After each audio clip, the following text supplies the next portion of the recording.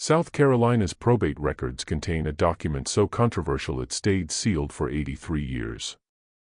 The last will and testament of Colonel Augustus Fairmont, dated March 1857, directed his entire estate, worth what would amount to millions today, to a single beneficiary. Not his wife of 26 years. Not his 3 legitimate children. Not his brother who had fought alongside him in the Mexican War. The sole heir to Fairmont's 1,400 acres, his Charleston townhouse, his cotton factoring business, and his substantial investments was a woman whose name appeared in his ledgers under a very different category of property. The reading of that will ignited a legal battle that would consume 3 law firms, fracture Charleston society, and drag into the open secrets that powerful families spent decades trying to bury. Before we continue with the story of Augustus Fairmont and the inheritance that never should have existed, make sure you're subscribed to Horror Echoes. Hit that notification bell, because stories like this one don't show up in history books, and tell us in the comments what state you're listening from right now. We love knowing where our audience discovers these dark corners of American history.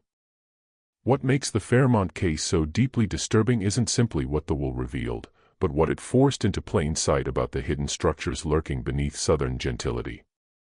Charleston in the 1850s represented everything the antebellum South wanted the outside world to see. White-columned mansions lined the Battery, their piazzas catching the harbor breeze. On Sunday mornings, church bells from St. Michael's and St. Philip's called the faithful to worship. In the afternoons, carriages rolled down Meeting Street carrying ladies in silk dresses and gentlemen in fine broadcloth. The city's wealth flowed from rice, from indigo, from Sea Island cotton, products of the plantations that spread across the low country like kingdoms unto themselves. Augustus Fairmont's plantation, Riverside, sat 30 miles inland along the Ashley River. The main house, built in 1789 by his grandfather, rose 3 stories in the Georgian style, symmetrical, imposing, designed to announce permanence. Live oaks older than the nation itself formed an alley from the river road to the front portico. Behind the house stretched the working buildings, the kitchen house, the carriage house, the overseer's cottage, and further back, beyond a stand of pines, the quarters where nearly 200 people lived under conditions the law defined as property ownership. Fairmont himself cut an impressive figure in Charleston society. 47 years old in 1857, he stood over 6 feet tall with the bearing of a military man, which he had been during the Mexican War. He returned with a commendation and a bullet still lodged near his spine that gave him a slight limp in damp weather. He served on the vestry of St. Philip's. He belonged to the South Carolina Society, the Hibernian Society, and the Agricultural Society. His opinions on cotton futures carried weight on Broad Street. When he spoke at public meetings about states' rights and Southern sovereignty, people listened. His wife, Margaret Louisa Fairmont, came from the Rutledge family, old Charleston aristocracy, with connections that mattered. She had brought a substantial dowry to the marriage in 1831, 30 enslaved people, $10,000 in railroad stock, and the kind of family name that opened doors.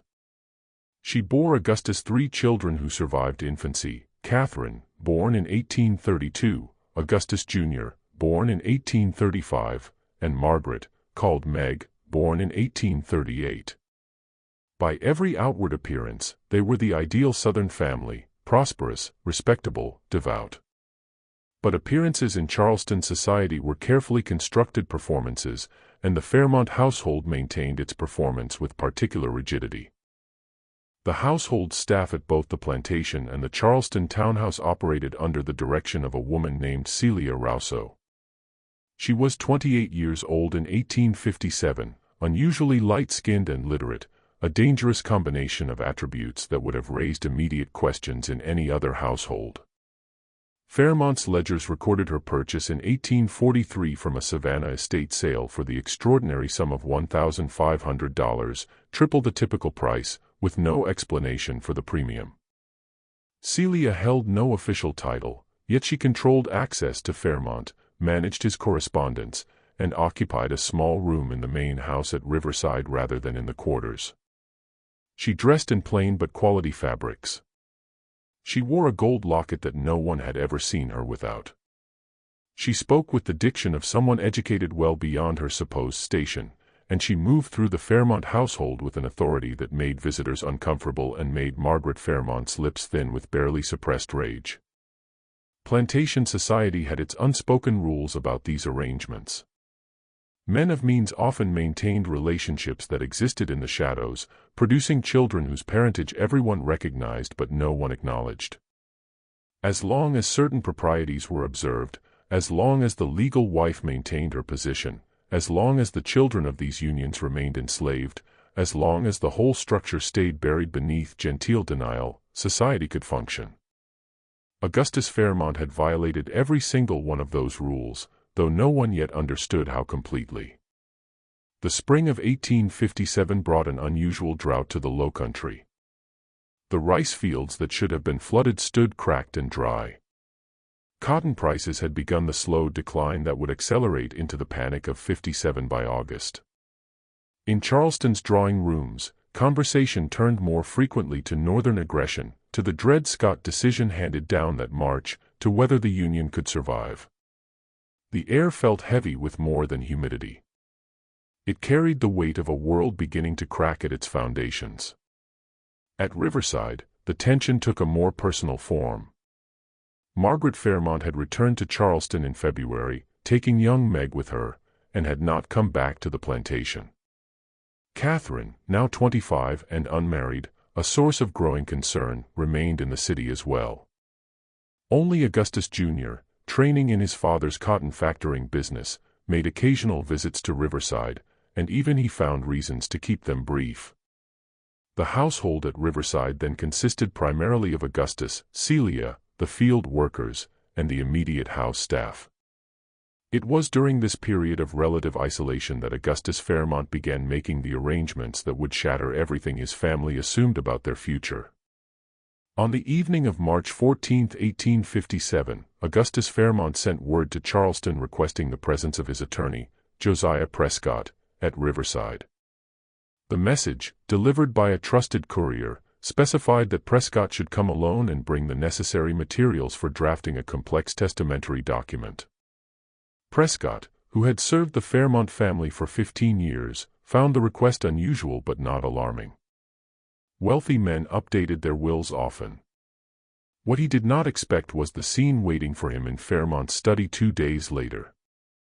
Prescott would later testify in court that he arrived at Riverside on the afternoon of March 16 to find Fairmont in obvious physical distress. The colonel sat behind his mahogany desk, his face drawn and gray, one hand pressed against his lower back.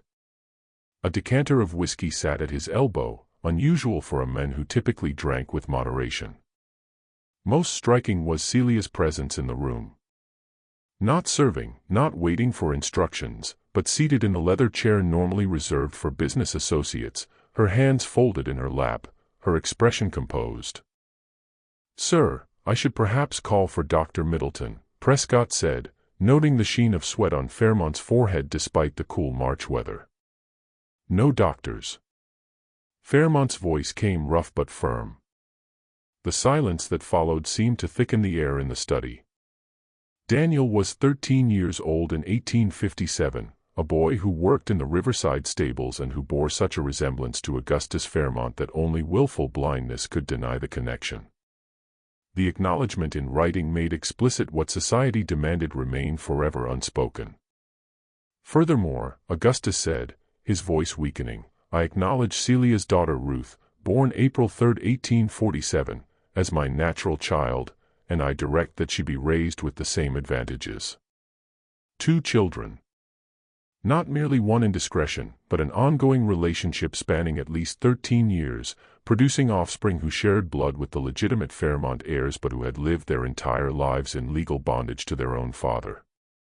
Prescott found his voice. "Colonel, I cannot in good conscience allow you to proceed without understanding the consequences. Your wife will contest this immediately. Your children will never accept it. Charleston society will."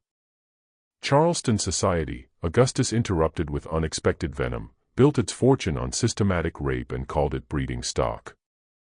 Every fine house on the Battery contains children whose fathers own them. Every respectable gentleman conducts business by day and violates the very people he claims as property by night.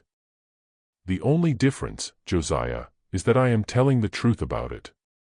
I am putting in legal writing what every man in Charleston does in the darkness." He leaned forward, and the movement clearly cost him. "I am dying, Josiah. Dr. Middleton told me 6 months ago that the cancer spreading from my bowels would kill me within the year. I've hidden it from everyone except Celia. I have perhaps weeks remaining, possibly less.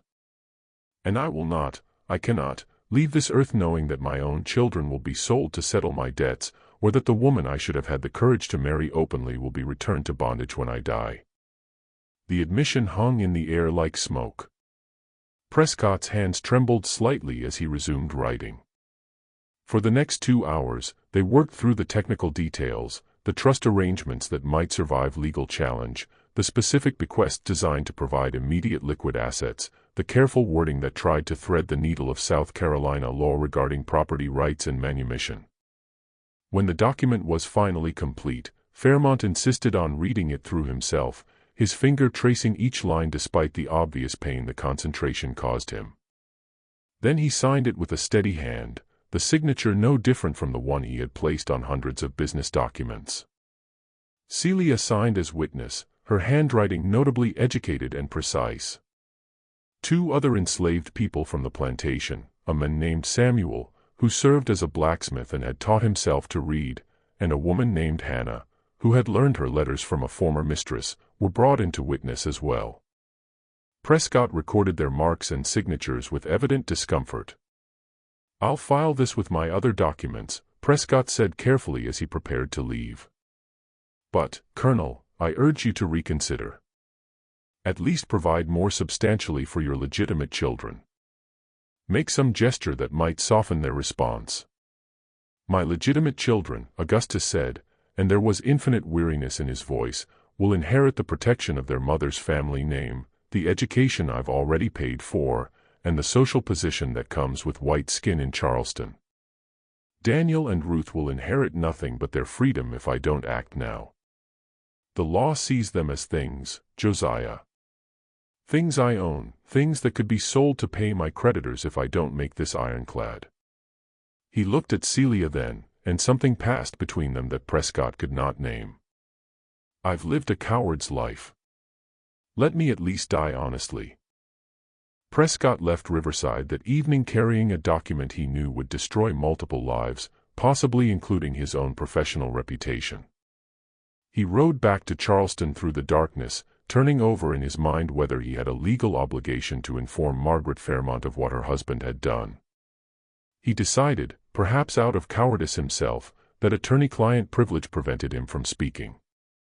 It would be his silence that allowed the situation to unfold as catastrophically as it did. Augustus Fairmont lived another 6 weeks. During that time, he remained at Riverside, his condition deteriorating rapidly.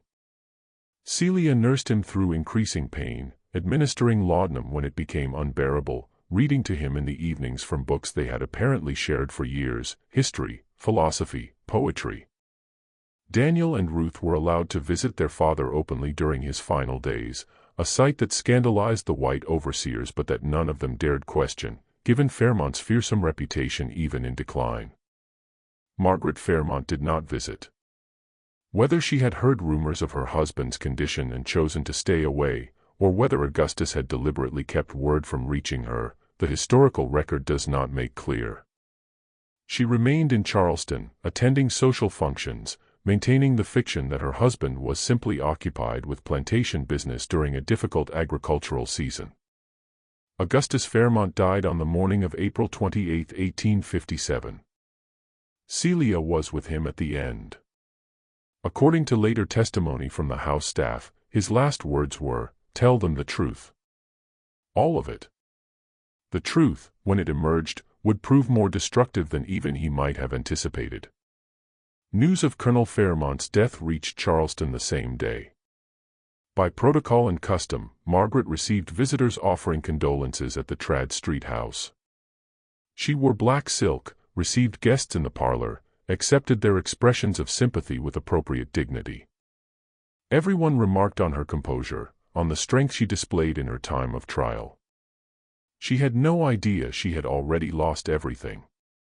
The reading of the will was scheduled for May 3, 5 days after Augustus's death and 1 day after his burial in St. Philip's churchyard, a burial Margaret had insisted be properly conducted despite her private fury at her husband's long absence and sudden death. She had invited only family and close associates to the reading, her brother James Rutledge, her children, Augustus's brother William, and several family friends who had served as informal advisors over the years. Josiah Prescott arrived at the Trad Street house at 10 in the morning carrying the will and wearing the expression of a man walking to his own execution. He had tried twice to meet privately with Margaret before this moment to prepare her, but she had been too occupied with funeral arrangements to see him. Now he would have to deliver the news in public, before witnesses. Margaret sat in the largest chair in the drawing room, her children arranged around her. Catherine, at 25, had never married despite her mother's efforts, a source of ongoing tension that had deepened when Augustus refused to provide an adequate dowry for the matches Margaret had arranged. Augustus Jr., 22, worked in his father's cotton factoring business and assumed he would inherit both the firm and the plantation. Young Meg, 19, sat with her hands folded, still the beautiful daughter. The room smelled of furniture polish and the flowers that had been arriving steadily since the news of Augustus's death. Spring sunlight streamed through the tall windows overlooking the garden. Everything appeared civilized, ordered, proper. Prescott cleared his throat. Mrs. Fairmont, family members, I must begin by saying that the contents of Colonel Fairmont's last will and testament are highly unusual. I advised against several provisions, but the Colonel was adamant, and in my professional judgment was of sound mind when he dictated his wishes. Margaret's expression suggested this preamble was unnecessary. My husband was always particular about his affairs, Mr. Prescott. Please proceed with the reading. What followed would be remembered by everyone present for the rest of their lives. Prescott read through the opening sections quickly, the standard legal language, the revocation of previous wills. Then he reached the substantive bequests. His voice grew strained as he read the words granting Celia her freedom, acknowledging Daniel and Ruth as Augustus's natural children, and transferring the entirety of the estate to a woman who had been legally property when the will was written. The reaction was not immediate. For several seconds the room remained silent as the assembled family struggled to process what they had just heard. Catherine looked confused, as if she had misheard. Augustus Jr. leaned forward, his face reddening. James Rutledge gripped the arms of his chair. Margaret Fairmont went absolutely still. Then Augustus Jr. exploded. This is absurd. It's forgery. My father would never, he couldn't have. Your father dictated this will to me directly, Prescott said quietly. I witnessed his signature. The document has been properly executed with multiple witnesses. Witnesses. James Rutledge's voice cut through the chaos. What witnesses? Who would witness such a document? When Prescott explained that the witnesses included enslaved people who could read and write, Celia herself among them, the room erupted. Multiple people spoke at once. Augustus Jr. stood and paced, hands clenched. Catherine began to cry. But Margaret remained seated and silent, her face hardening into an expression that suggested not shock, but confirmation of long-held suspicions. Finally, she raised one hand, and the room quieted. When she spoke, her voice carried the cold precision of sharpened steel. How long? Prescott blinked. I'm sorry, Mrs. Fairmont. How long was my husband conducting this relationship with his property? The attorney hesitated. The will acknowledges children born in 1844 and 1847. 13 years, Margaret said softly. My youngest daughter was born in 1838. For 19 years of our marriage, then, while I bore his children, managed his household, and maintained his position in society, she stopped, mastering herself with visible effort. And this woman, this Celia, she now owns my home. The will provides for your dower right, 1/3 of the real property for your lifetime. Subject to her ownership. Under her management. She owns the house I furnished. The plantation I helped build. The business my dowry helped establish. Margaret's voice had dropped to barely above a whisper, which somehow made it more terrible than shouting would have been. And my children inherit nothing. Prescott had no answer that would soften the blow. By the provisions of Augustus Fairmont's will, his legitimate children received no direct bequests. They had no claim to the plantation, the Charleston properties, the business interests, or even their father's personal effects. Everything had gone to Celia and her children. Augustus Jr. found his voice. "This is slavery's revenge," my father went mad. "He must have had some disease of the mind." "Your father was in full possession of his faculties," Prescott said firmly. "He understood exactly what he was doing. He stated explicitly that he was correcting an injustice." "Injustice?" Catherine's voice rose. "He's made us beggars. We have nothing. How am I to marry with no portion? How is Augustus to establish himself in business? How is Mother to live? The dower right provides. The dower right provides for us to live as dependents in our own home, at the pleasure of a woman who was property." James Rutledge stood now, his voice shaking with rage. "This is unconscionable. It's illegal. A woman of color cannot own property in South Carolina beyond the most limited. The property is held in trust, with arrangements I believe will withstand legal challenge," Prescott said. Colonel Fairmont studied the law extensively before drafting these provisions. Margaret stood then, and something in her posture made everyone else fall silent. "Where is she now, Mr. Prescott? Where is the woman who has taken my life?" His reluctance was visible. "She remains at Riverside with the children, as the will specifies is her right." Her right. Margaret tested the words like poison. "Send word to her. Tell her that the family wishes to discuss the terms of the will.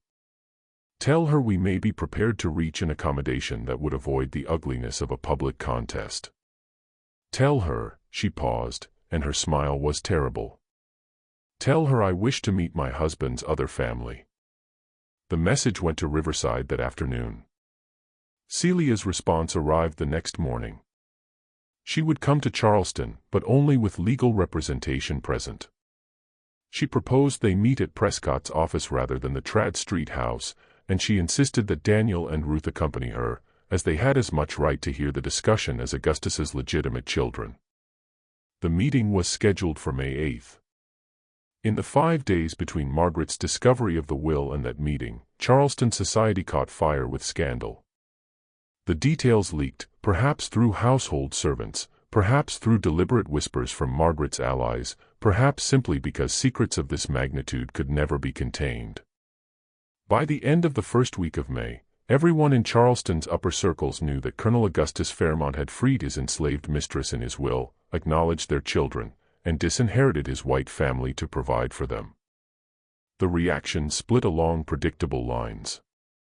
Many expressed outrage on Margaret's behalf, calling Augustus's actions a betrayal of everything civilized society held dear. How could a man of his standing, his reputation, his position, commit such an act? Others, particularly younger men, whispered that Augustus had only made public what half of Charleston practiced in private. A few, very few, dared to suggest that perhaps there was something admirable in a man trying to provide for children he had fathered, regardless of their mother's race. But beneath all the public discourse ran a deeper current of fear. If Augustus Fairmont, respected, wealthy, connected, could do this, what did it say about the stability of other arrangements? How many other white families might find themselves displaced by the very people they had kept in bondage? The will represented a fundamental violation of the unspoken rules that allowed Southern society to function. It had to be challenged, had to be defeated, or the implications would spread like cholera through the social order. The meeting on May 8 took place in Josiah Prescott's office on Broad Street, in a room far too small for the number of people who crowded into it. Margaret arrived first with her brother James, her children, and 2 additional attorneys she had retained, specialists in probate law from prominent Charleston families. They arranged themselves on one side of the long table that dominated the room. When Celia arrived, the effect on the room was immediate and visceral. She wore a dress of dark gray wool, simple but well-made, with a white collar. Her hair was pulled back severely. She carried herself with remarkable composure for a woman walking into a room full of people who wished her destroyed. Daniel, at 13, wore a suit that had clearly been tailored for him, not a servant's clothes, but the kind of outfit a gentleman's son would wear. Ruth, at 10, wore a blue dress with careful stitching, her hair in neat braids. Both children bore the unmistakable Fairmont features, Daniel especially, Augustus's strong jaw and deep-set eyes. The moment when Margaret Fairmont and Celia Rouso faced each other across the table contained more unspoken history than any document could capture. These 2 women had lived in the same houses for 14 years, one as mistress, one as property. They had both borne Augustus Fairmont's children. They had both, in different ways, built their lives around a man who had kept them in separate worlds that should never have intersected. Now those worlds had collided, and one of them would be destroyed in the wreckage. Margaret spoke first, her voice controlled but carrying an edge like ice cracking. "You understand, I presume, that my husband's will cannot stand, that the law protects a wife's rights, that no court in South Carolina will allow this travesty." Celia met her gaze directly, a deliberate violation of the social codes governing how a woman of color should address a white woman, especially one of Margaret's standing. "I understand that your husband chose to acknowledge the truth." Finally. The simple statement landed like a physical blow. Margaret's composure cracked slightly, color rising in her cheeks. "You seduced him, used your position in his household to manipulate a man who... I was 14 years old when your husband purchased me in Savannah." Celia's voice remained level but gained intensity. 14. "I didn't seduce anyone, Mrs. Fairmont. I was taught to read and write by my previous mistress, which made me valuable as a household manager. That's what your husband told people. He bought me for the truth about what else I was purchased for. What I had no choice about. I assume you can imagine." The room had gone deathly silent. Augustus Jr. half rose from his chair, but James Rutledge gripped his arm, holding him back. "You will not speak to my mother that way," Catherine said, her voice shaking. "You have no right to." "I have every right." Celia turned to Catherine, and now there was steel in her tone. "I have the right your father gave me in his will. I have the right of someone who managed your household, raised your children when they were young, kept your father's books, ran his business affairs when he was away, and bore his children just as your mother did. The only difference is that I did all of it without choice, without legal protection, without the ability to say no. And now your father has tried to give me what he should have given me 13 years ago, my freedom, and the means to protect my children." Margaret's attorney, a gray-haired man named Bogard Simmons, interjected. "Miss Rouso, your personal history, however unfortunate, is not relevant to the legal questions at hand. Colonel Fairmont's will violates multiple provisions of South Carolina law. Property cannot be transferred in this manner to a woman of color. Children born of an enslaved mother are themselves enslaved and cannot inherit. The dower rights of the legal wife supersede any testamentary provisions to the contrary. This will is legally invalid on multiple grounds." "Then why are we having this meeting?" Celia asked. "If you're so confident the will is invalid, why not simply proceed to court?" Simmons and James Rutledge exchanged a glance. The truth was more complicated than Celia's question suggested, and everyone in the room knew it. The legal landscape regarding property rights and race in 1857 South Carolina was a patchwork of contradictions. While the law severely restricted what free people of color could own or inherit, it also recognized trusts, recognized private arrangements, and critically recognized that white men of property had certain privileges in disposing of their estates. Augustus had structured the will carefully, using legal mechanisms designed to survive challenge. More importantly, a public court battle would expose details that neither family wanted examined. James Rutledge cleared his throat. "We are here, Miss Rouso, because despite the legal invalidity of this document, we recognize that a protracted court case would be unpleasant for all involved. The details of my brother-in-law's private life would become public record. Names would be named. Children would be scrutinized. We are prepared to offer you a settlement that would provide for you and your children's future without the necessity of litigation." "How generous," Celia said, the sarcasm barely veiled. "What are the terms?" Margaret leaned forward. "You receive your freedom, which the law would likely grant regardless. You receive $20,000, enough to establish yourself and your children comfortably anywhere in the North, where attitudes toward your situation might be more accommodating. In exchange, you renounce any claim to the Fairmont properties, the business interests, and you leave South Carolina within 30 days. The offer was substantial in monetary terms. $20,000 represented significant wealth. But it was a fraction of what the estate was worth, and everyone in the room knew it. More importantly, it required Celia to abandon the South, to take her children away from the only home they had ever known, to accept exile as the price of their freedom. "Your husband left me everything because he knew what would happen to me and my children if he didn't," Celia said quietly. "He knew that the moment he died, I would become vulnerable, that someone would try to sell me to settle debts, or that your family would try to remove me. He knew that Daniel and Ruth, his children, would be treated as property to be disposed of. He spent 6 weeks dying in agony, Mrs. Fairmont, and he used that time to ensure we would be protected. I don't believe he would want me to accept 30 pieces of silver and disappear. How dare you quote scripture at me?" Margaret's voice dropped to a hiss. "You, who helped destroy my marriage, who lived in my houses, who bore children to my husband while She stopped, visibly fighting for control. Catherine placed a hand on her mother's arm. "Mother, please." But Margaret shook her off. "No. I have been silent for too long. Accommodating for too long. Playing the gracious lady while my husband's infidelity happened under my own roof." She turned her full attention to Celia, and the pain beneath the anger was suddenly visible. "Did you love him?" The question hung in the air, transforming the legal negotiation into something more raw and human. Celia's composure finally cracked slightly.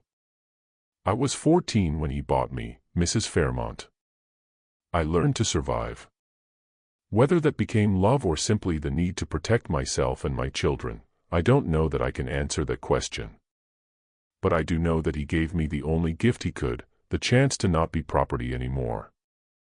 And I know that if I surrender that now, my children will spend their lives vulnerable to anyone who decides their freedom is inconvenient."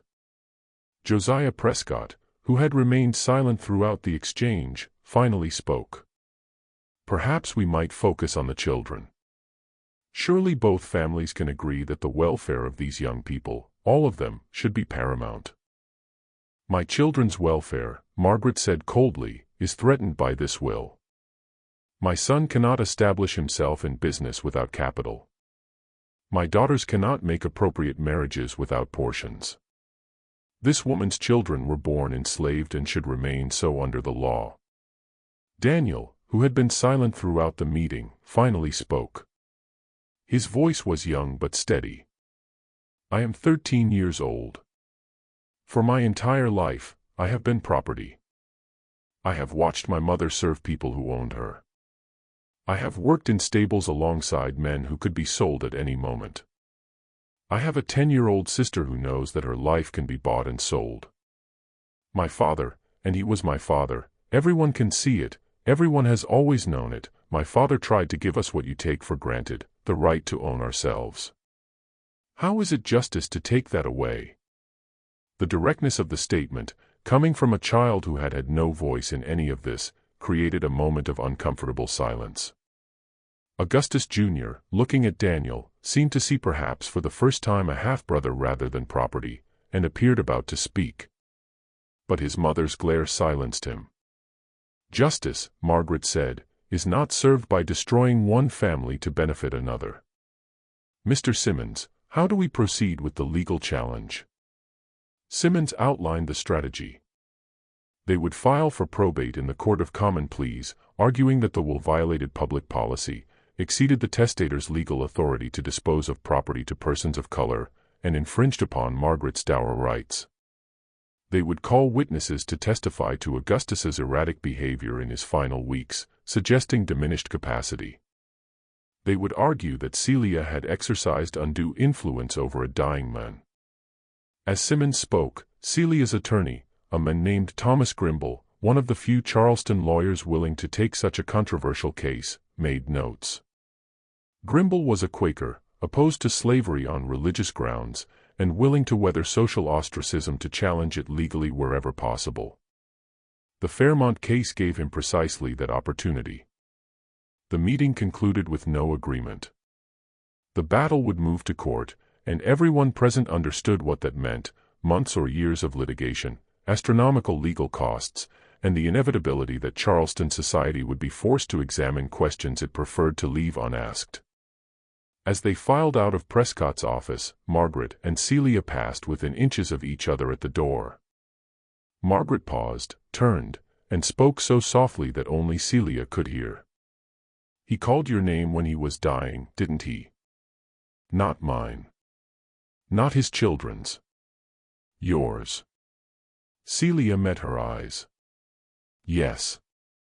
Margaret's face crumpled for just an instant before she mastered herself and walked away, her children and attorneys trailing behind her. It was the last time the two women would speak directly to each other. The legal battle that followed would consume Charleston society for the next 18 months and expose far more than anyone anticipated. The case of Fairmont versus Fairmont Estate entered the Court of Common Pleas on May 15, 1857. Judge Hamilton Pinkney, a distinguished jurist with 30 years on the bench and extensive ties to Charleston's planter class, would preside. His initial ruling on the preliminary motion suggested which way the wind would blow. He granted Margaret's attorneys broad latitude in questioning the will's validity while restricting Grimble's ability to introduce evidence about Augustus's reasoning or intent. But the case's timing proved critical in ways no one initially understood. The Panic of 1857 struck that August, triggered by the failure of the Ohio Life Insurance and Trust Company. Banks failed across the country. Credit dried up. Cotton prices, already declining, plummeted. Businesses that seemed solid in May were bankrupt by September. The financial crisis hit Charleston hard, and it hit the Fairmont business interests catastrophically. Augustus had been leveraged, not excessively by the standards of the time, but enough that the sudden credit contraction created immediate problems. Fairmont and Lazarus, the cotton factoring firm, had extended credit to numerous planters against their expected fall crops. When cotton prices collapsed, those planters couldn't pay their debts, which meant Fairmont and Lazarus couldn't pay its creditors. The firm's lines of credit with Charleston banks were called in. The railroad stock that had seemed like solid assets lost 80% of their value virtually overnight. By October 1857, Riverside Plantation faced the real possibility of foreclosure. The Charleston townhouse had liens against it. Even Margaret's dower rights would be worthless if the properties were sold to satisfy creditors, and under Augustus's will, Celia Rouso was the legal owner responsible for managing this financial catastrophe. The situation created a bizarre inversion of the normal order. Celia, still technically enslaved pending resolution of her manumission, effectively controlled assets worth hundreds of thousands of dollars while also being responsible for debts that could destroy everything. She had legal authority to make decisions about the estate, but exercising that authority meant navigating a world that fundamentally rejected the idea that someone like her could hold such power. She surprised everyone. Working with Thomas Grimble and a small group of Charleston businessmen who saw profit opportunity despite social scruples, Celia began making ruthless financial decisions. She sold off the railroad stock before it could fall further. She negotiated directly with creditors, offering partial immediate payment in exchange for forgiveness of the remainder, taking advantage of the panic-driven desperation for any cash liquidity. She cut costs at Riverside dramatically, reducing the household staff and consolidating operations. Most controversially, she sold 40 people from the Riverside workforce to a Mississippi planter for cash that allowed her to meet immediate debts. The sale prevented foreclosure, but it also revealed the fundamental impossibility of her position. A woman who had been enslaved herself was now forced to sell others into bondage in order to protect her own freedom and her children's future. The moral complexity was lost on no one, least of all Celia herself. James Hayworth, one of the men sold to Mississippi, was 26 years old and had lived his entire life at Riverside. Years later, in testimony given to Freedmen's Bureau representatives during Reconstruction, he described the day of the sale. Miss Celia called us all together in the yard. She was crying. She said she was sorry, that she had no choice, that if the bank took the plantation, we'd all be sold anyway, but scattered to whoever would buy. She said she was trying to keep families together as much as she could. That the Mississippi men promised not to separate married folks. She said she knew what it felt like to be sold. Then she looked at me, and I saw that she did know. And I hated her for it and I pitied her for it, and I didn't know what to feel, because the woman selling me had been property just like me 6 months before. The sales provided enough capital to stabilize the estate financially. But they also gave Margaret's attorneys powerful ammunition. How could a woman claiming to act out of Augustus's moral vision turn around and sell human beings for profit? How could she claim to deserve the estate when her first instinct was to liquidate it? Grimble had an answer, and it was devastating. Mrs. Margaret Fairmont and her children have never opposed slavery. They have never questioned the right to buy and sell human beings. Their objection to Miss Rouso is not that she sold enslaved people to save the estate. It's that she, having been enslaved herself, had the audacity to make that decision. Their argument isn't about morality. It's about who has the right to exercise power. And their position is that power can never rest with someone who looks like Miss Rouso, no matter what the law or the deceased's intentions might say. The argument forced the case into territory that made everyone uncomfortable. Charleston's elite didn't want to examine the logical contradictions of slavery in open court. They didn't want to discuss why it was acceptable for white men to father children with enslaved women but unacceptable to acknowledge those children. They didn't want a sharp Quaker attorney picking apart the rationalizations that allowed civilized Christians to participate in human bondage. But as the case ground forward through the fall and winter of 1857, that examination became unavoidable. The witness testimony proved particularly explosive. Margaret's attorneys called housekeepers and overseers from Riverside to testify about Celia's position in the household, trying to establish that she had exercised undue influence over Augustus. What emerged instead was a portrait of a relationship far more complex than either side wanted to acknowledge. Sarah Yates, who had worked as a cook at Riverside for 20 years, testified that Colonel Fairmont discussed business matters with Celia regularly. She kept his books. She wrote his letters. When he was away, she made decisions about the plantation. Everyone knew she had authority, even if it wasn't spoke of official. Under cross-examination from Grimble, Yates was asked directly, did Colonel Fairmont appear to value Miss Rouso's judgment? Yes, sir, he did. Did he treat her with respect? A pause. More than most men treat their property, sir. Did he love her? Margaret's attorneys objected strenuously, but Judge Pinkney allowed the question. Sarah Yates looked at Margaret Fairmont, then at Celia, then down at her hands. "I don't know about love, sir. But I know he was different with her than he was with Mrs. Fairmont. Quieter, like he could rest. Mrs. Fairmont always wanted something, some improvement to the house, some invitation to accept, some social occasion to attend. Celia just let him be who he was, I suppose." The testimony devastated Margaret visibly. The courtroom had been packed for weeks. Scandals like this drew crowds even in winter, and the whispers after Yates's testimony were audible despite the judge's gavel. But perhaps the most damaging testimony came from Dr. Robert Middleton, the physician who had treated Augustus during his final illness. Middleton had known about the cancer for months and had, at Augustus's request, kept silent about the prognosis. Now called to testify about Augustus's mental state, he was forced to reveal conversations he had had with his patient. Colonel Fairmont knew he was dying, Middleton testified. He was fully cognizant of his condition and its progression. He was not delirious. He was not impaired by laudanum when we discussed his affairs. He told me explicitly that he intended to provide for Celia and their children. Their children? Margaret's attorney pounced. He acknowledged paternity directly to you.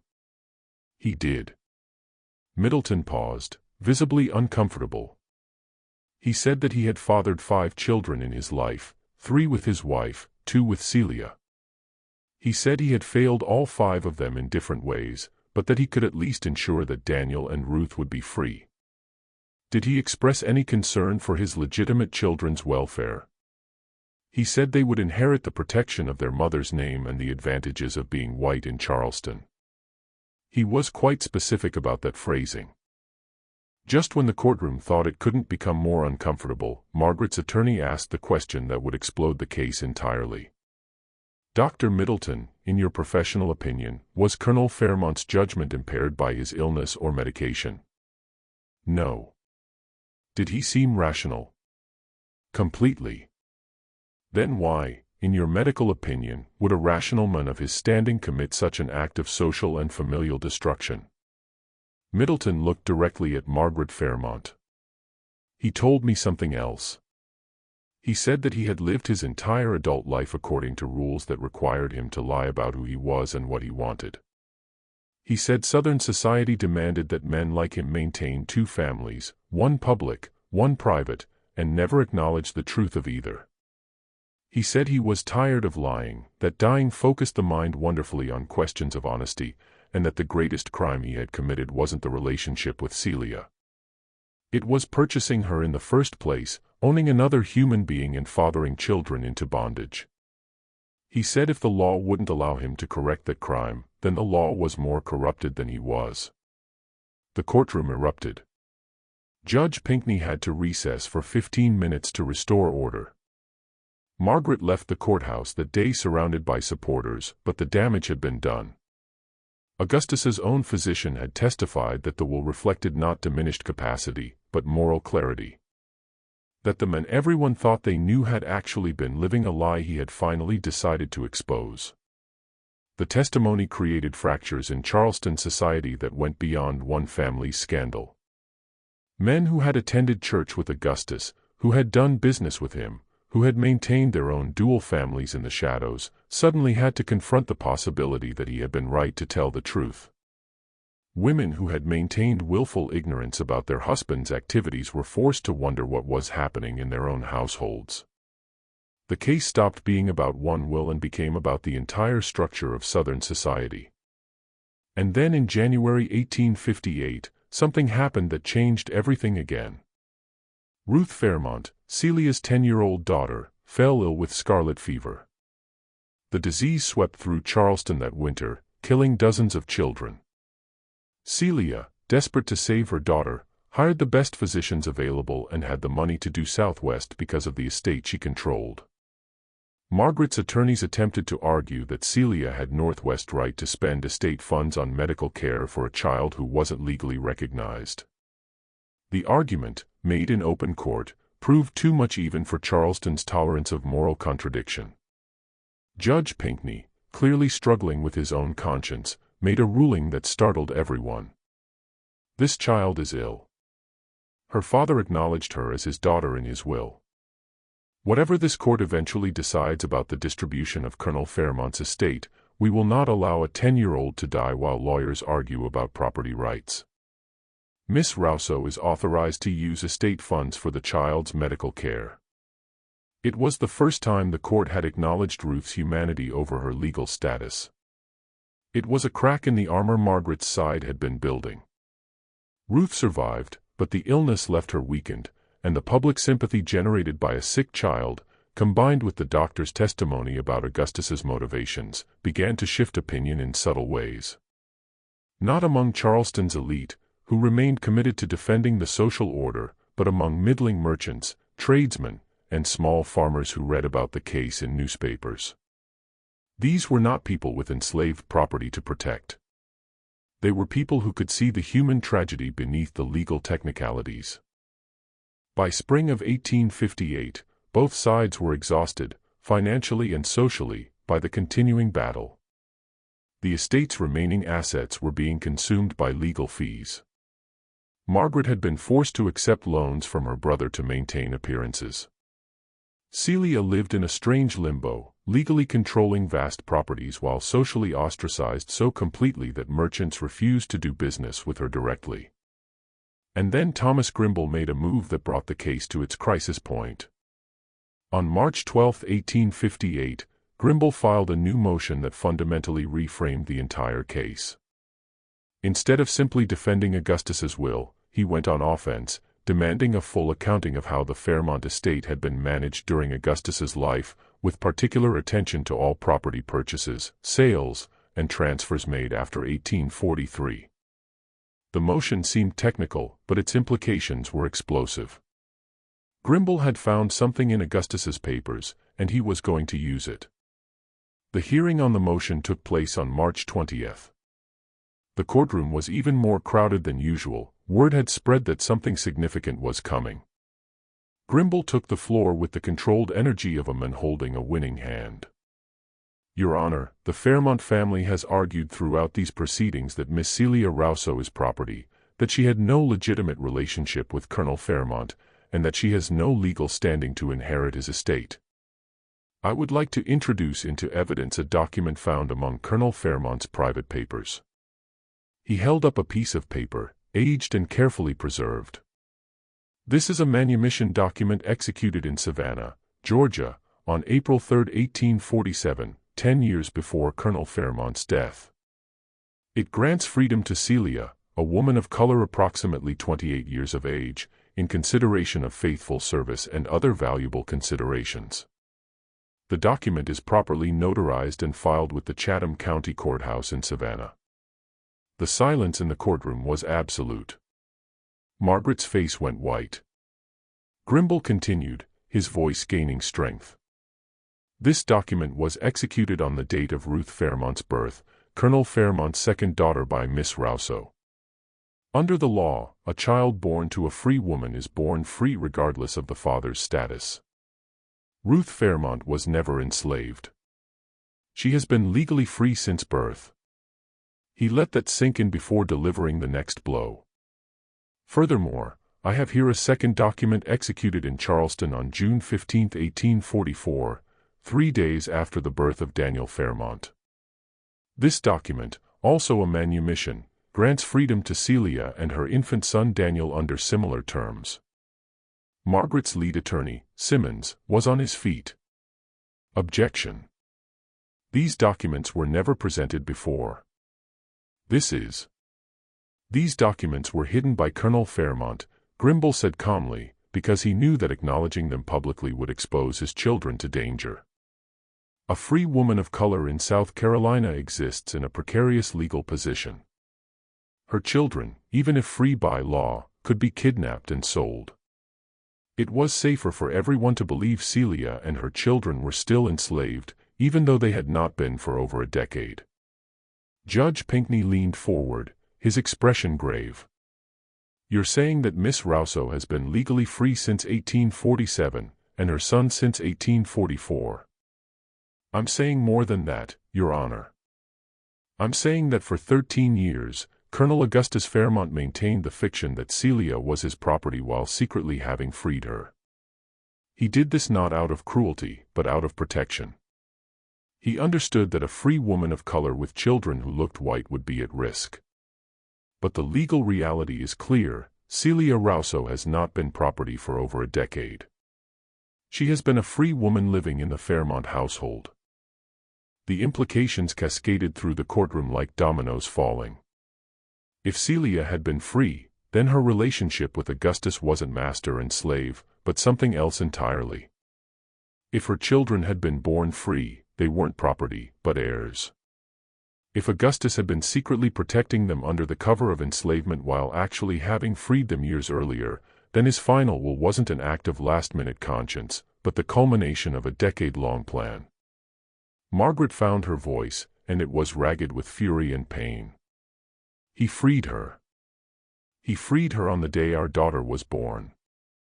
While I was in childbed, risking my life to give him another child, he was at the courthouse freeing his mistress. The raw anguish in her voice silenced even those sympathetic to her cause. Here was the real wound laid bare, not just that Augustus had been unfaithful, but that he had been planning for Celia's future while Margaret gave birth to their children. That he had used legal mechanisms to protect one family while allowing the other to believe itself secure. Grimble pressed his advantage. Your Honor, given these revelations, I move that this court recognize Miss Rouso's legal status as a free woman, and recognize that Colonel Fairmont's will was not a manumission but simply a testamentary transfer of property from one free person to another, which he had every legal right to make. The dower rights still apply, Simmons argued desperately. Mrs. Fairmont receives her one-third dower right as required by law, Grimble countered. The remainder of the estate goes to Miss Rouso, just as it would if Colonel Fairmont had left his property to any other free person. Judge Pinkney called for a recess. The courtroom emptied slowly, everyone stunned by the revelations. Margaret left, supported by her children, her face a mask of devastation. Celia remained seated for a long time, Daniel beside her, both of them trying to process what had just been revealed. Mother, Daniel said quietly. Did you know about the Manumission papers? Celia shook her head. He told me they existed. He told me to trust him. But I never saw them. I think, her voice broke, I think he knew that if I believed I was free, I would act differently. And that might put us all in danger. It was safer for me to believe I was still enslaved, to act as enslaved, to never challenge the fiction. He protected us by making us complicit in our own bondage. The psychological complexity of what Augustus had done was almost unbearable. He had freed the woman he loved, but forced her to continue living as property. He had ensured his children were born free, but raised them in slavery. He had constructed an elaborate legal shelter while maintaining a social performance of ownership. Every act of love was also an act of cruelty. Every protection was also a cage. The court reconvened 2 weeks later for Judge Pinkney's ruling. He had clearly struggled with the decision. His written opinion ran to 40 pages, full of legal reasoning that attempted to balance law, precedent, and the moral quagmire the case had exposed. His core finding was narrow but devastating to Margaret's case. The Manumission documents were valid. Celia had been free since 1847, her children since their births. Therefore, Augustus's will was simply the transfer of property from one free person to another, which South Carolina law allowed, subject to the limitations of dower rights. Margaret received her one-third dower right to the real property for her lifetime. But Celia received control of 2/3 of the real estate, the entirety of the personal property, the business interests, and the cash assets. More importantly, she received legal recognition of her status. She was not property. She had not been property for over a decade. She was a free woman of color with the same rights to inherit and own property that any free person possessed under South Carolina law. The decision was immediately appealed to the South Carolina Court of Appeals, but the appeals court declined to hear the case, letting Pinkney's ruling stand. The legal battle was over. After 18 months, countless thousands of dollars in legal fees, and the exposure of secrets Charleston would have preferred to keep buried, Celia Rouso had won. But victory, when it came, was hollow in ways no one had quite anticipated. Celia took possession of the Trad Street house. Margaret, exercising her dower right, chose to remain in residence. The law gave her that option, and she took bitter satisfaction in forcing Celia to accept her presence. For 2 years, the two women lived in the same house, barely speaking, each occupying different floors, each the victim and villain of the other's story. The arrangement proved psychologically unsustainable for everyone involved. Margaret's children refused to visit while Celia lived there. Charleston society shunned any function that might include both women.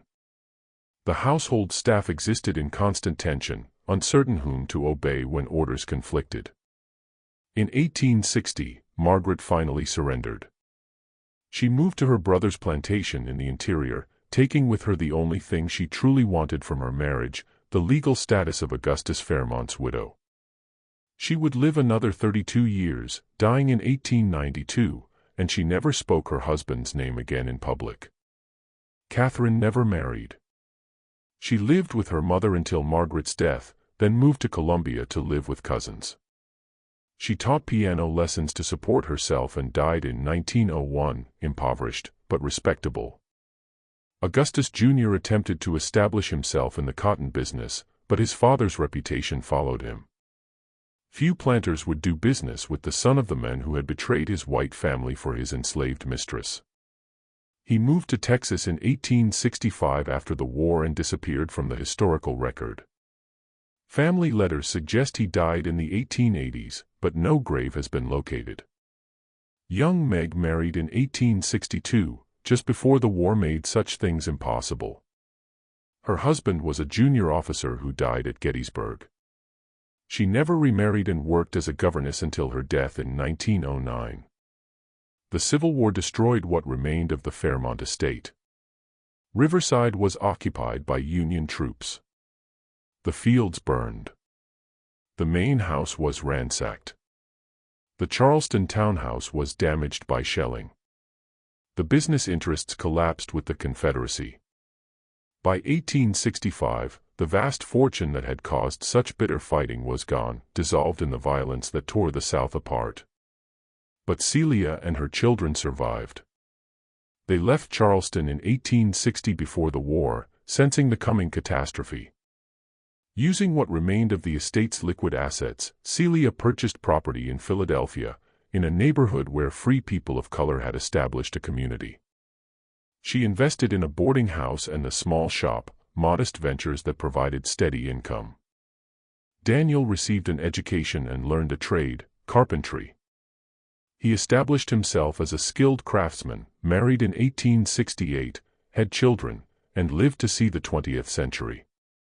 He died in 1921, having spent 57 years as a free man, and his grandchildren inherited the property he had accumulated. Ruth recovered from her childhood illness and grew into a young woman of remarkable resilience. She became a teacher, educating freed children during Reconstruction. She married a minister in 1870. Her descendants scattered across Philadelphia, New York, and Boston, becoming teachers, doctors, and lawyers, building lives that would have been impossible in the world where she was born. Celia lived until 1889. She never remarried. She kept the gold locket Augustus had given her until the day she died. Inside were 2 small photographs, one of Daniel as a baby, one of Ruth as a toddler. She was buried in Eden Cemetery in Philadelphia, in a plot she had purchased herself, beneath a headstone that read simply, Celia Rouso Fairmont, 1819 to 1889. Free. The case of Fairmont versus Fairmont estate never appeared in the standard legal textbooks. It was cited occasionally in property law discussions but usually in footnotes. The details were too uncomfortable, the implications too troubling. Charleston society preferred to forget the whole ugly affair, to bury it beneath the more dramatic tragedy of the Civil War. But the case documents survived. Hundreds of pages of testimony, motions, and evidence, recorded and filed in the Charleston County Courthouse. They survived the war, survived fires and floods, survived attempts to purge embarrassing records. And in those pages, preserved in legal language and witness testimony, is the story of how one man tried to correct an injustice he had spent a lifetime perpetuating, and how his attempt at redemption destroyed two families in the service of saving one. The questions the case raised never received satisfactory answers. Was Augustus Fairmont a hero for trying to free his children, or a villain for having enslaved them in the first place? Was Celia a victim of systematic oppression or someone who had benefited from proximity to power? Was Margaret justified in her fury, or was she defending an indefensible system? Could any of them have chosen differently within the constraints of their world? The truth, as the historical record suggests, is that everyone involved was trapped in a system that corrupted every human relationship it touched. Augustus's attempt to be honest within a society built on lies exposed how completely those lies had infected everything: family, law, property, love, parenthood. His will didn't fix what was broken. It simply revealed how broken it all was. In the end, perhaps the most significant legacy of the Fairmont case was what it demonstrated about the unsustainability of the entire Southern social order. A system that required men to own their own children couldn't last.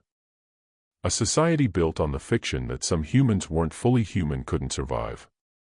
The Civil War would arrive 3 years after Judge Pinkney's ruling and burn away the legal structures that made cases like Fairmont's possible. But it would take another century before the descendants of people like Celia and Daniel could fully claim the rights that Augustus Fairmont died trying to give them. And even now, the echoes of those systems, the assumptions about power, property, and who deserves what, remain embedded in the landscape he left behind. The Fairmont Plantation House still stands, partially restored, operated as a museum. Tour guides tell visitors about the architecture, the furnishings, the important people who once visited. Sometimes they mention the controversial will, though usually in passing. They rarely discuss what the case revealed about the foundations on which Charleston's grandeur was built. But in the courthouse archives, the case file remains, waiting for anyone curious enough to pull it from the shelves and read the testimony of a world that tried very hard to keep its secrets. What do you think of this story? Did Augustus Fairmont find redemption in his final act, or did he merely compound his crimes with one more act of cruelty, forcing 3 families to pay the price for his lifetime of cowardice? Leave your comment below. If you found this historical mystery compelling, subscribe to Horror Echoes for more true stories from America's darkest chapters. Hit that notification bell, and share this video with someone who appreciates the complex, often disturbing truths hidden in our history. The past is never as simple as we want it to be. And sometimes the most terrifying stories are the ones that actually happened.